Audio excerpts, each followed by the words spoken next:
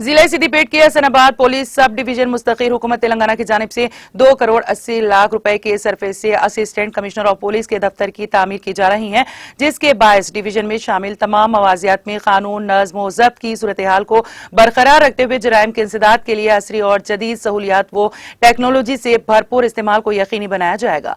रियासती वज़ीर खजाना वो सेहत टी हरीश राव ने नई इमारत के तामीरी कामों का रस्मी इफ्तिताह अंजाम दिया और इस ज़िमन में अपने खिताब में बताया कि तेलंगाना रियासत में चीफ मिनिस्टर के चंद्रशेखर राव महकमे पुलिस की तमाम बुनियादी ज़रूरियात की तकमील को अव्वलिन तरजीह दे रही हैं। पुलिस औहदेदारों, मुलाजिमीन और उनके अरकान खानदान की तिब्बी निगहदाश्त और बच्चों की तालीम व तरबियत के लिए फिराग दिली के साथ रकूमात मुख्तस करने को उन्होंने केसीआर हुकूमत का कारनामा करार दिया।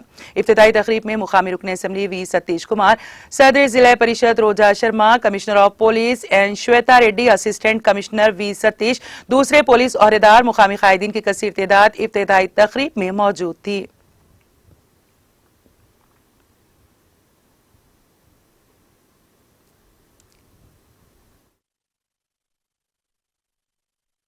భీమదేవరపల్లి మండలం కానీ మన ఎల్కతుర్తి మండలానికి దేవాదుల నీళ్లు తెచ్చింది గులాబీ పార్టీ కాదా? అంతకుముందు వచ్చినాయా? భీమదేవరపల్లికి ఎల్కతుర్తికి దేవాదుల నీళ్లు వచ్చినాయంటే కేసీఆర్ గవర్నమెంట్ వచ్చినాకనే వచ్చింది.